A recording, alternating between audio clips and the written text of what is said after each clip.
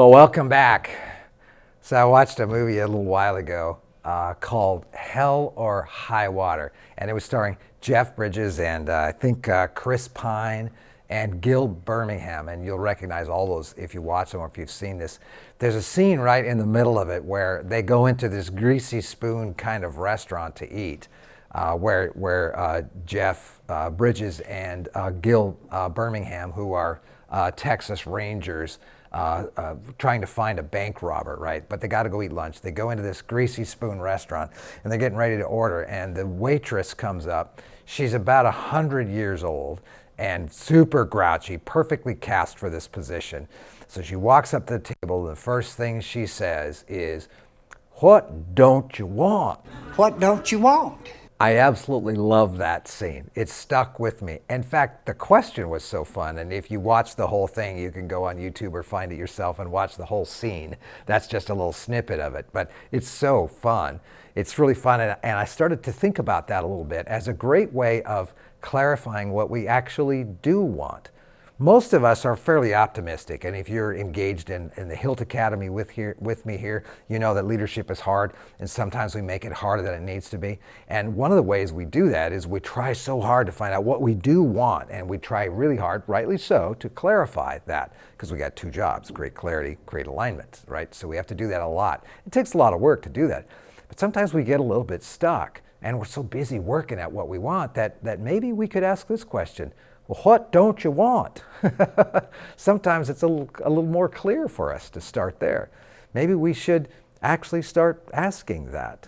We're good at imagining and we're good at creating options, so many options, and we face so many inconsequential decisions as leaders and managers and influencers and supervisors. Daily we face that maybe, like me, you may end up in a bit of a fog sometimes. We like to call that decision fatigue. You know, it takes a certain amount of brain power, a certain amount of glucose to power a brain that's making decisions, conscious decisions, compared to that brain that's just kind of on autopilot using habits. And so we get to a place where it's hard to answer the question, what do I want? We don't really know what we're going to want. It's like if you're hungry and in the morning and you haven't made very many decisions and someone says, what do you want for breakfast? You can answer that. But if someone asks you at evening when you go home, what do you want for dinner? You can't answer that very well, right? We call that decision fatigue. And it's kind of a big deal. So I have found this question sometimes to be much more clarifying in certain circumstances. What don't you want? Maybe after a long season of really hard work and you're tired and maybe you're even burnt out. Well, what don't you want? Get past the fantasy and get past the emotions and write it down. Get real. What don't you want? And why don't you want that? You got a long weekend coming up? Maybe you got 3 days off and 8 days worth of plans to fill those 3 days. That's me. That's how I do it. Well, what don't you want?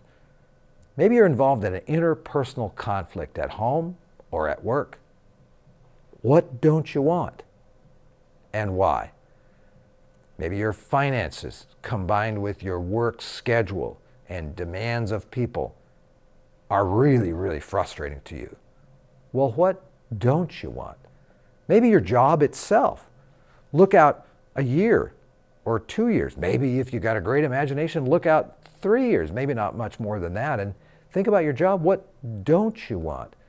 If you're hiring somebody, what don't you want?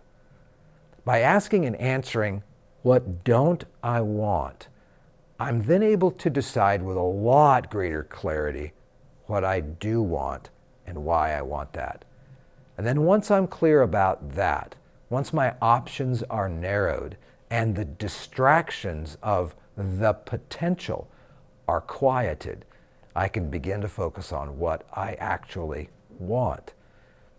Now, if you're 19 or 20 years old, this won't work for you. You haven't got enough bruises on you, enough miles under you in order to be able to answer this very well, but you could begin practicing it then. It's especially helpful to do this in a little bit of time travel as well. So think of what don't I want tomorrow? What don't I want next month, next year? So I've got this wonderful old-fashioned donut in front of me. In fact, I've got 6 of them in front of me. Well, I know what I want right now. I want to eat all of them. They're wonderful. They descended from heaven, especially the unfrosted old-fashioned donuts.